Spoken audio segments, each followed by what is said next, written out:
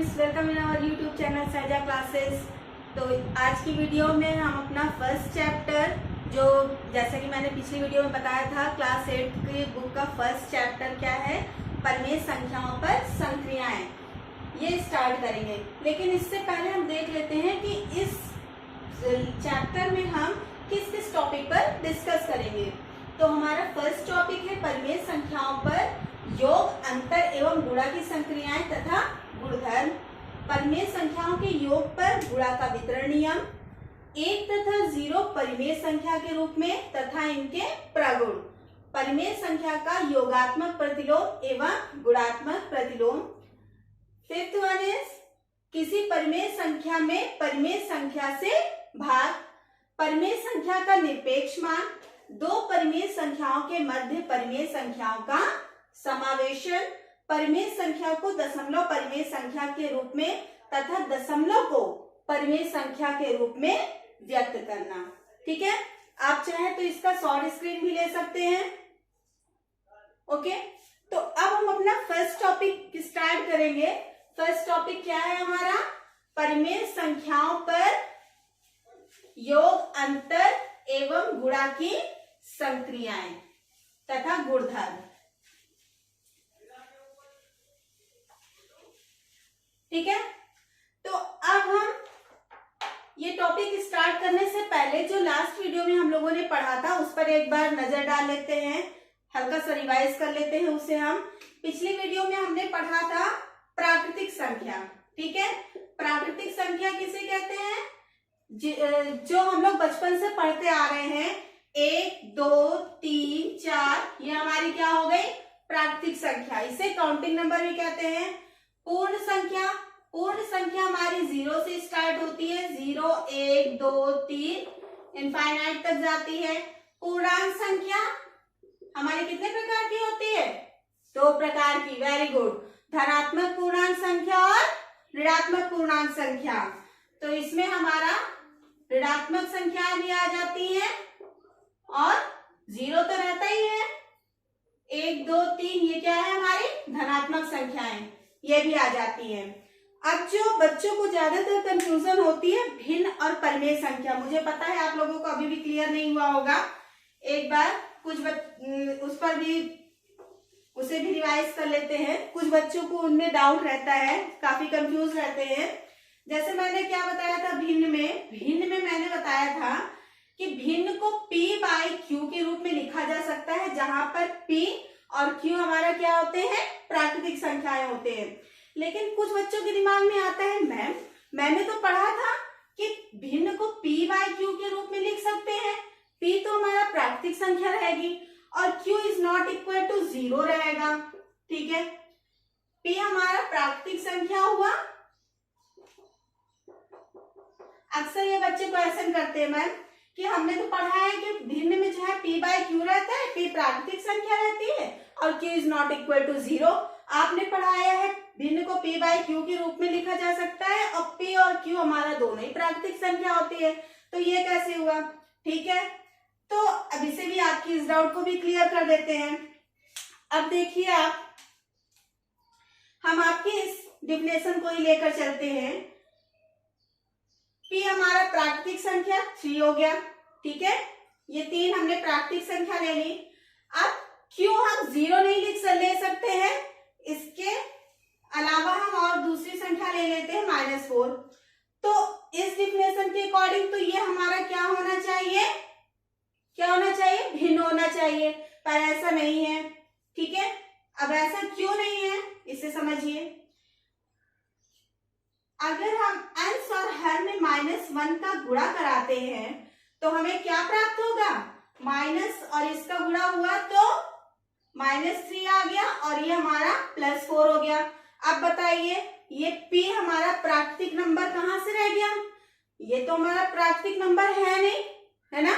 अगर हमारा 3/4 लेते, दोनों ही अगर हम ये प्राकृतिक लेते तभी हमारा भिन्न हो सकता था। इस सिचुएशन में ये हमारा भिन्न है नहीं, है ना। चलिए, ये डाउट क्लियर हो गई। अब बच्चे पूछते हैं कि मैम आपने कहा कि P और Q जो है वो दोनों प्राकृतिक संख्या होनी चाहिए, तो ये -3 और -4 ये प्राकृतिक संख्या नहीं है, तो इसे हम भिन्न कैसे मान सकते हैं? मैंने कहा चलो ठीक है, मान लेते हैं ये प्राकृतिक संख्या नहीं है, ठीक है, भिन्न नहीं है। अब इसको भिन्न कैसे प्रूफ करें? ठीक है, मान लिया हमने कि ये परिमेय संख्या है, ये भिन्न नहीं है, ठीक है। अब इसको भिन्न कैसे प्रूफ किया करते हैं? देखिए, -3 को हम क्या लिख सकते हैं? -3 को हम 3 इंटू -1 लिख सकते हैं, और -4 को 4 इंटू -1 लिख सकते हैं ना।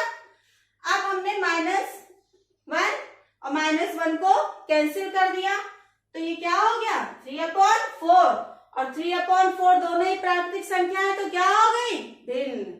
चलिए, क्लियर हो गया ना जी? चलिए, वेरी गुड।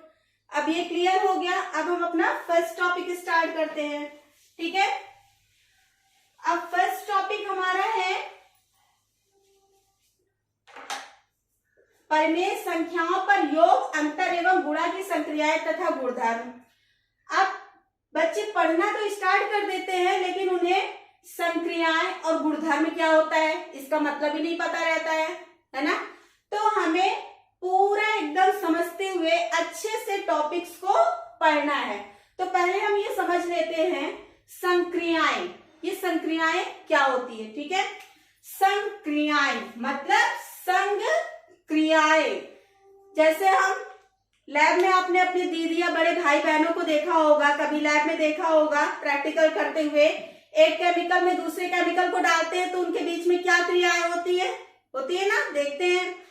अगर नहीं देखा होगा तो घर में पापा लोगों को देखा होगा, कभी कोई इलेक्ट्रॉनिक गैजेट्स जैसे ट्रांजिस्टर, टीवी वगैरह, कोई आता होगा इलेक्ट्रीशियन आपके घर में सही करता होगा, एक तार को दूसरे तार से मिला दिया, वायर को मिला दिया, तो उसका क्या रिएक्शन हुआ, है ना। तो उसे ही हम बोलते हैं संक्रियाएं, मतलब उसके साथ क्रियाएं करना। तो हम परिमेय संख्या किसे कहते हैं ये तो हमने समझ लिया। अब इसके संग क्रियाएं करना है, ठीक है। और गुणधर्म का मतलब होता है उस गुणधर्म की, मतलब जो क्रियाएं करने पर हमें क्या परिणाम प्राप्त हो रहे हैं, उसका रिजल्ट क्या प्राप्त हो रहा है, ये चीज उसकी विशेषता क्या कहलाती है? गुणधर्म, ठीक है। तो परिमेय संख्याओं में हम क्या संक्रियाओं में हम क्या पढ़ेंगे? परिमेय संख्याओं पर पहले हम योग वाला पढ़ेंगे, परिमेय संख्याओं पर योग की संक्रियाएं। तो परिमेय संख्याओं में योग की संक्रियाएं पहले हम पढ़ते हैं, ठीक है। अब जैसे कि हमारा ये फर्स्ट, आप लोगों के पास अगर बुक होगी तो आप लोग उसमें देख रहे होंगे हमारा फर्स्ट एग्जाम्पल क्या है, 3/5 है और उसमें -13/5 को ऐड किया गया है, ठीक है। तो अब इस पहले मैं एक बात और आपको आप लोगों को बताना चाहूंगी। आप लोगों ने पिछली क्लास में पढ़ा भी होगा कि जब हम माइनस और माइनस का गुणा करते हैं तो हमें क्या प्राप्त होता है?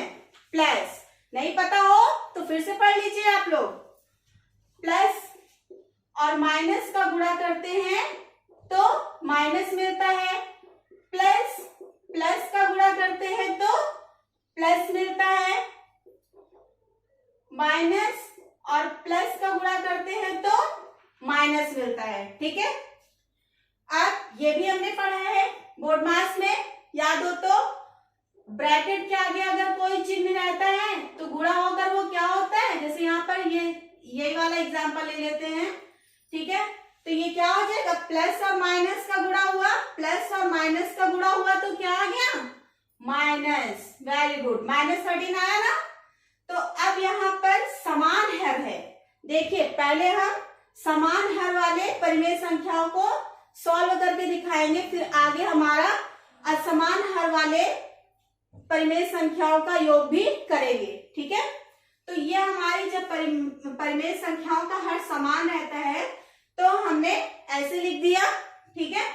फिर ये 3 हो गया और यहाँ पर क्या प्राप्त हुआ हमें? -13। अब जब हमारा 3 के आगे कोई चिन्ह नहीं है तो हम क्या मान लेते हैं? प्लस मान लेते हैं। अब एक बात बताइए कि ये +3 बड़ा है या -3 है? आप लोग बोलेंगे मैम बड़ा तो +3 है। हाँ, मैं उस सेंस में नहीं पूछ रही हूँ बेटा, संख्या रेखा पर जैसे ये बोलते हैं कि ये -3 इधर, 13 इधर आएगा, +3 इधर आएगा, तो ये +3 बड़ा है, बड़ा +3 है, मगर अगर आप ये साइन को छोड़ दे तो ये 3 बड़ा है या 13 बड़ा है? 13 बड़ा है ना, मगर साइन -13 बड़ा है और 13 का साइन क्या है हमारा? माइनस। वैसे तो बड़ा हमारा क्या है? +3 है, पर यहाँ सॉल्व करते समय हम अंक को देखेंगे। जब भिन्नों को सॉल्व करते हैं तो हम अंक को देखेंगे, ठीक है। तो अंक हमारा 13 बड़ा है और 13 का साइन क्या है? माइनस। तो 13 में से 10 3 गया, 10 बचा और -10/5, ये उत्तर हमें प्राप्त हो गया। अब अगर इसका सरल रूप करेंगे, 5 × 5, 5 दूने 10, ये क्या आ गया? -2/8। अब हम इसे क्या लिख सकते हैं? -2 लिख सकते हैं ना? Very good. एक को हम हटा भी सकते हैं, है ना? ठीक है, तो आज हमने समान हर वाले परिमेय संख्याओं का योग करना सीखा, ठीक है। तो अगली वीडियो में अब हम सेम इसी क्वेश्चन को संख्या रेखा पर समान हर वाली परिमेय संख्या का योग कैसे करते हैं, इसे करना सीखेंगे। तो मिलते हैं अपने नेक्स्ट वीडियो में। Next day. जय माता दी।